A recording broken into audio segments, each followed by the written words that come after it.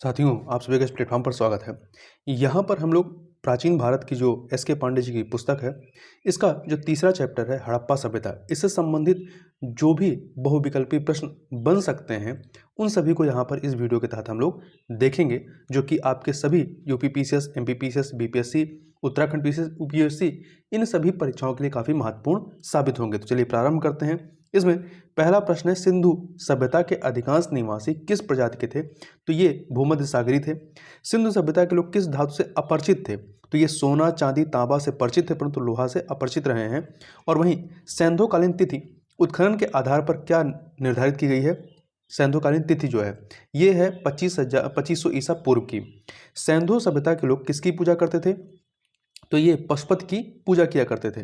वहीं सिंधु सभ्यता के पतन के मुख्य कारण, मतलब सबसे प्रधान कारण किसे माना जाता है? तो वो आपका बाढ़ का आना था। ये जितने भी चारों कारण दिए गए ये सभी के सभी कारणों को बताया गया, परंतु सबसे जो प्रधान कारण माना गया है वो बाढ़ का आना माना गया है। सैंधु या सैंधो सभ्यता स्वरूप में किस प्रकार की थी? ये नगरीय सभ्यता थी। सैंधो सभ्यता का ज्ञान उत्खनन से होता है। और सिंधु घाटी सभ्यता में मोहनजोदाड़ो का प्रमुख सार्वजनिक स्थल कौन सा रहा है? तो ये आपका स्नानागार रहा है। सिंधु घाटी सभ्यता थी कैसी थी? ये मातृ प्रधान थी। सैंधो सभ्यता का एक स्थल लोथल राज्य में, लोथल जो है ये किस राज्य में स्थित है? तो लोथल जो है आपका गुजरात में स्थित है। आगे चलते हैं। निम्नलिखित में से कौन पुरातत्वविद मोहनजोदाड़ो के उत्खनन से संबंधित रहे हैं? तो आर.डी. बनर्जी। सैंधो सभ्यता का निम्नलिखित में से किससे व्यापारिक संबंध था? तो सुमेर, ईरान, बहरीन, इन सभी से व्यापारिक संबंध था। स्वतंत्रता के उपरांत भारत के किस प्रांत से सबसे अधिक सैंधो सभ्यता के स्थल खोजे गए हैं? तो ये आपके सर्वाधिक गुजरात से खोजे गए हैं। निम्नलिखित में से कौन सी प्राचीन सभ्यताएं सैंधो सभ्यता की समकालीन थी? तो मिस्र की, मेसोपोटामिया की, सुमेर की, इन सभी की सभ्यताएं जो हैं सैंधो सभ्यता की समकालीन थी। किस पुरातत्वविद ने इस मत पर जोर दिया है कि सैंधो सभ्यता का विनाश आक्रमणकारी आर्यों ने किया? मार्टिवर व्हीलर ने यह जो है इस मत पर जोर दिया है। अगला है, सैंधो सभ्यता का कौन सा स्थल समुद्र व्यापार का मुख्य केंद्र माना जाता है? तो ये गुजरात का लोथल है।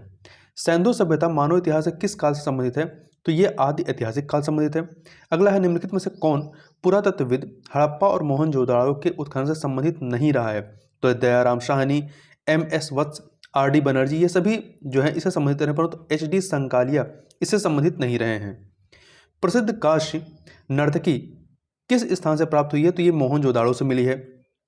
सैंधो सभ्यता के किस स्थल से घोड़े के अवशेष मिले हैं? तो सुरकोटदा से ये प्राप्त हुए हैं। सिंधु घाटी की सभ्यता के बारे में एक सही कथन कौन सा है? तो देखिए, यहाँ शहरी जीवन था, बिल्कुल सही है। विदेशी व्यापार उन्नत पर था, ये भी सही है।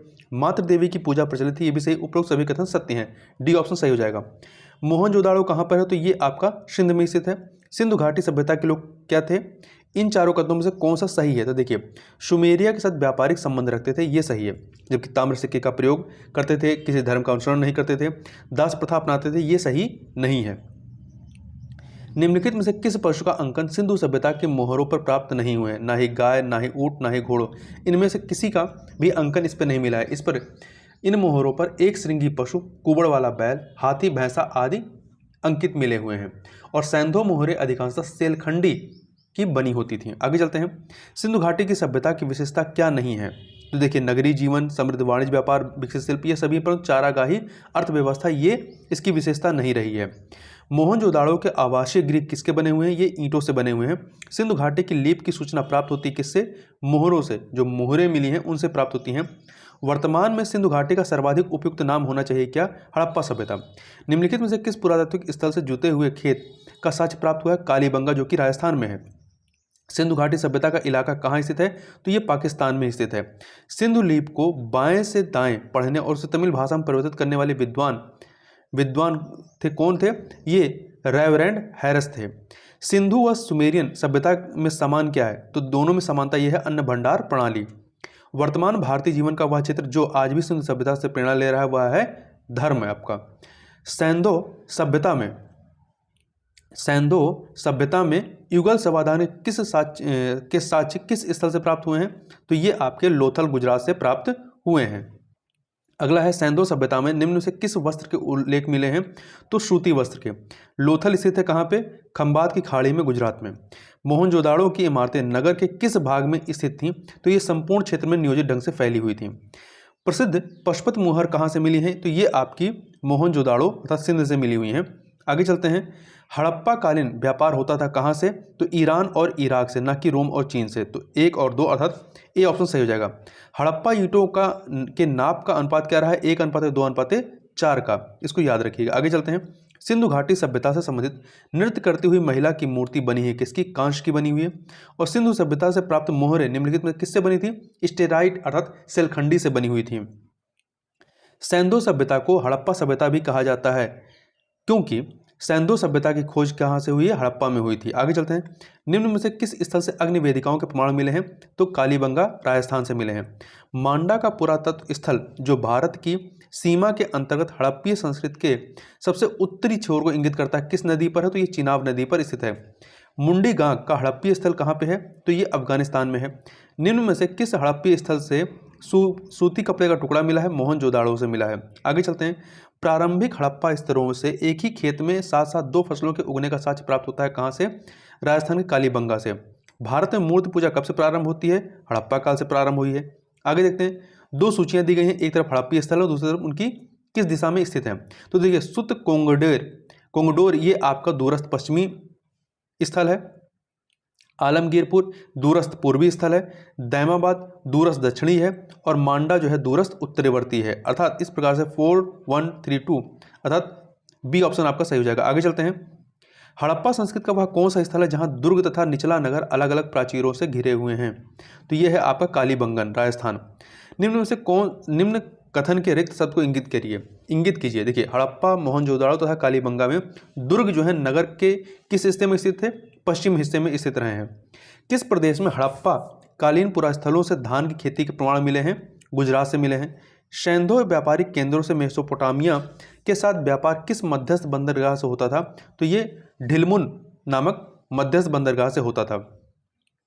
हड़प्पा के विशाल टीलों की ओर सर्वप्रथम ध्यान आकृष्ट किसने किया था? चार्ल्स मैसन ने किया था। आगे चलते हैं। यहाँ पे 2 सूचियां दी गई, एक है सैंधव सभ्यता के पतन के कारण हैं और उस मत को किस विद्वान ने दिया है वो बताया गया है। देखिए, सिंधु नदी की बाढ़ मतलब सैंधव सभ्यता के पतन कारण सिंधु नदी की बाढ़ को बताया गया है किसके द्वारा? मार्शल एवं मैकी के द्वारा। वाही आक्रमण के द्वारा अर्थात आर्यों के द्वारा। तो ये बताया है गार्डन चाइल्ड एवं व्हीलर ने। जलवायु परिवर्तन को कारण किसने बताया है? ऑरल स्टीन ने। और भूतात्विक परिवर्तन को कारण बताया है राइक्स एवं डेल्स ने। आगे चलते हैं। मोहरों के अतिरिक्त हड़प्पा स्थल की लीप के नमूने प्राप्त हुए किस पे? मृदभांड पे। सिंधु सभ्यता में कौन सी चीजें पाई गई हैं? तो यहाँ पर अन्नागार, 2 मंजिला भवन और स्नानागार पाए गए हैं। A option. सिंधु सभ्यता का तिथिक्रम सर्वप्रथम किसने निर्धारित किया गया? तो ये मेसोपोटामिया के अवशेषों के सापेक्ष कालक्रम से निर्धारित किया गया। सिंधु सभ्यता के मापक किस गुणज भार के रहे हैं? तो 16 गुणज भार के ये रहे हैं। आगे चलते हैं। मोहनजोदाड़ो की सबसे बड़ी इमारत कौन सी रही है? ये अन्नागार थी। सिंधु सभ्यता का व्यापार किससे होता था? तो ईरान, अफगानिस्तान और राजस्थान से होता था। तो ए डी ऑप्शन आपका सही हो जाएगा। हड़प्पा और मोहनजोदाड़ो का ह्रास कब से शुरू होता है? तो 2000 ईसा पूर्व से प्रारंभ होता है। सिंधु सभ्यता के लोग किससे परिचित थे? नहीं थे। तो देखिए, ये जो है बाघ, अश्व, अज से परिचित थे परंतु अश्व घोड़े से परिचित नहीं थे। तो ए ऑप्शन आपका सही हो जाएगा। हड़प्पा संस्कृति के स्थलों का सर्वाधिक संकेंद्रण निम्नलिखित के किनारे प्राप्त होता है। किसके किनारे प्राप्त होता है? घग्गर हाकरा के किनारे। C option. निम्नलिखित हड़प्पीय स्थलों में से किसका पश्चिम एशिया में प्रसार माना जाता है? किसका पश्चिम एशिया से प्रसार माना जाता है? तो गेहूं, चावल और जौ का, कपास का नहीं। तो यहां पर डी ऑप्शन आपका सही हो जाएगा। आगे चलते हैं। 2 सूचियां दी गई हैं। इन 2 सूचियों में एक तरफ जो है हड़प्पा संस्कृति के स्थानों से प्राप्त वस्तुएं और दूसरी तरफ वो संभव स्रोत कहां से हैं? जहां से मिले हैं। तो देखिए, तांबा ये आपका राजस्थान से मिलता था। शंख कच्छ से।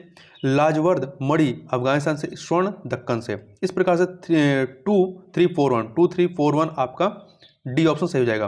देखिए, हड़प्पा में प्रमुख अंत्योष्टि प्रथा क्या थी? तो ये थी मृतिका पात्र के साथ शरीर का विस्तारित समाधान। निम्नलिखित पशु समूहों में से कौन सा समूह मोहनजोदाड़ो की पशुपति मुद्रा पर अंकित है? व्याघ्र अर्थात शेर, हाथी, गैंडा और भैंसा। आगे फिर 2 सूचियां दी गई हैं, इन्हें सुमिलित करना है। युगल समाधान कहाँ से मिले हैं? तो ये आपका लोथल से। अग्निवेदियाँ कालीबंगा से, कर्मकारों के निवास हड़प्पा से, मनकाकारी ये आपका चंद्रहोदड़ से मिले हैं। तो 3251 अर्थात ए ऑप्शन सही हो जाएगा। आगे चलते हैं।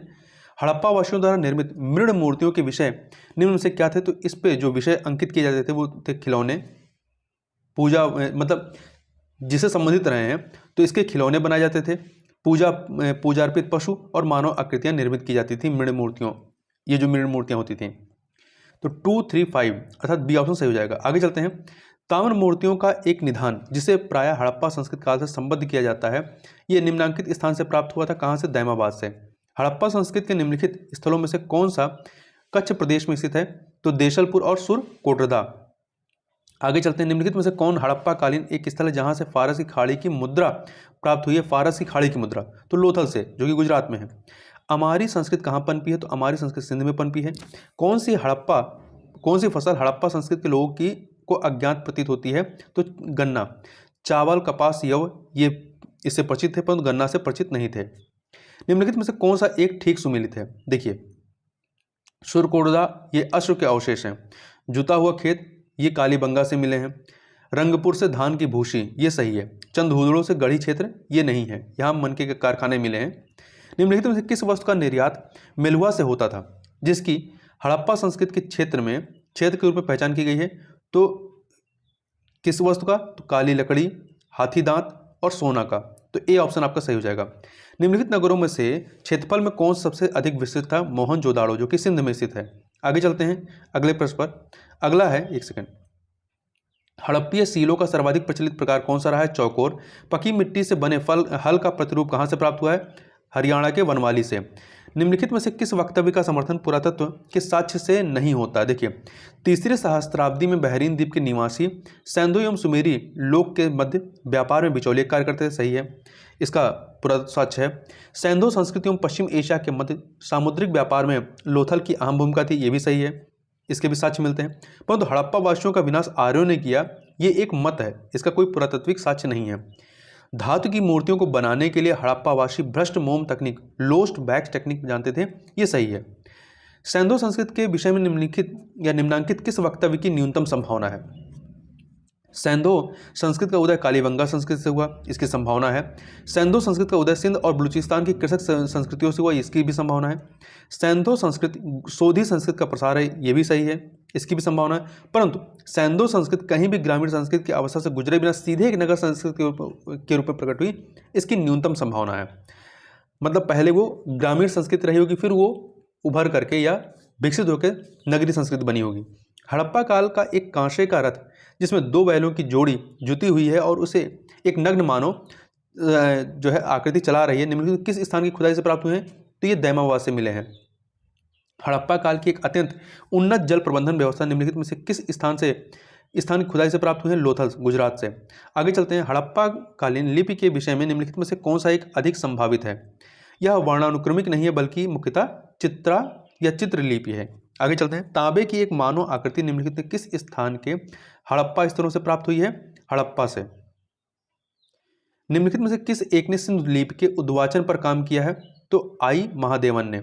निम्नलिखित में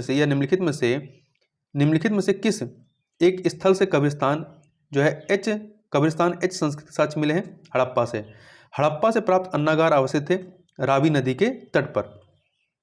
सिंधु सभ्यता के एक स्थल से प्राप्त एक भांड पर दृश्य अंकित है जो पंचतंत्र की कथा चालाक लोमड़ी की याद दिलाता है। यह भांड किस स्थल से प्राप्त हुआ है? लोथल से प्राप्त हुआ है।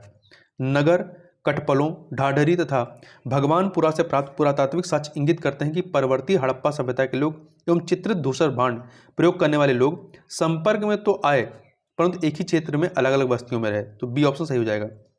सैंधो सभ्यता के बारे में क्या सत्य नहीं है?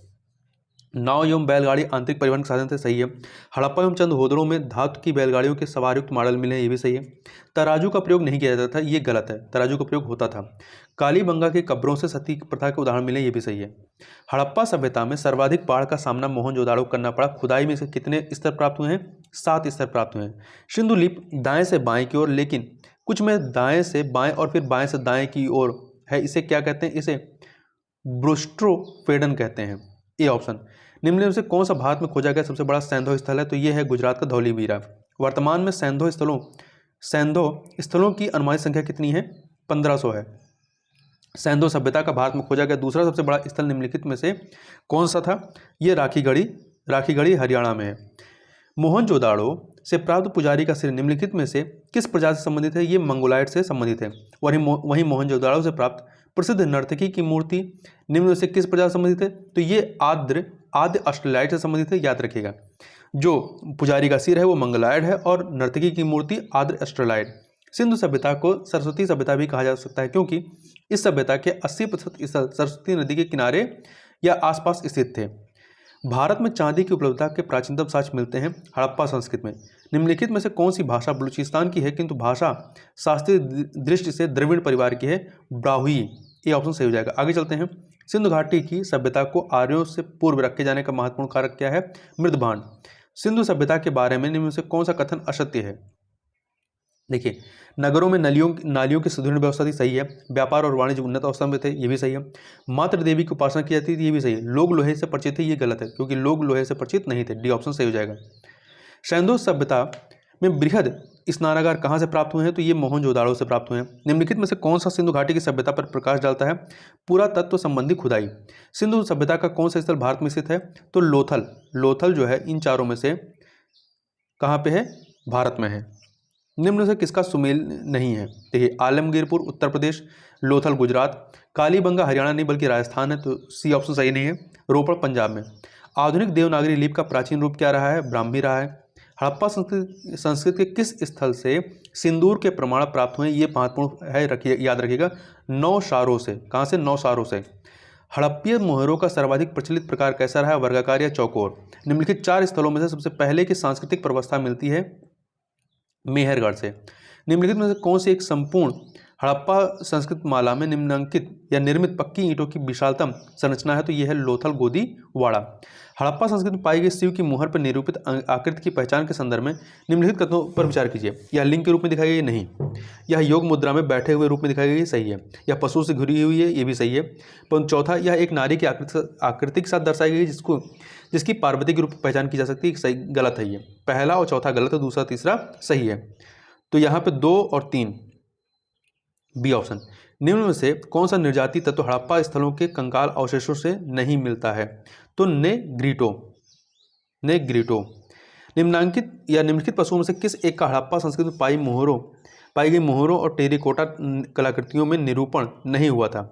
तो देखिए, हाथी, बाघ, गैंडा का हुआ परंतु गाय का नहीं हुआ है, तो ए ऑप्शन सही हो जाएगा। आगे देखते हैं। आगे कथन कारण वाले प्रश्न हैं, तो इसमें देखते हैं। पहला है सिंधु घाटी सभ्यता तकनीकी रूप से तथा अधिक उपयुक्त रूप से हड़प्पा संस्कृति के नाम से जानी जाती है? सही है। कारण हड़प्पा इस सभ्यता का प्रतीक स्थल है। तो देखिए, कथन कारण सही है परंतु व्याख्या नहीं हो रही, इसलिए बी ऑप्शन आपका सही हो जाएगा। आगे चलते हैं। हड़प्पा संस्कृति के अन्य समकालीन संस्कृतियों में व्यापक व्यापार संबंध थे? सही है। कारण कांस्य युगीन सभ्यताएं विस्तृत विनिमय नेटवर्क से प्रतिपालित थी? ये भी सही है। तो यहाँ पर ए ऑप्शन आपका सही हो जाएगा। कथन कारण सही है और व्याख्या भी हो रही है। अगला देखते हैं। 2 सूचियां दी गई, एक तरफ प्राचीन स्थल है और दूसरी तरफ उसके पुरातत्वीय खोज हैं। देखिए, लोथल से गोदीवाड़ा मिला है, कालीबंगा से जुता हुआ खेत, धौलावीरा से हड़प्पन लिपि के बड़े आकार के 10 चिन्हों वाला एक शिलालेख और बनमाली से पक्की मिट्टी की बनी हुई हल्की प्रतिकृति। इस प्रकार से 2143 ये सही हो जाएगा, बी ऑप्शन। इस प्रकार से यहाँ पर हम लोगों ने 120 प्रश्नों को देखा है। तो इस वीडियो में बस इतना ही। मिलते हैं नेक्स्ट वीडियो में, तब तक के लिए बहुत बहुत धन्यवाद।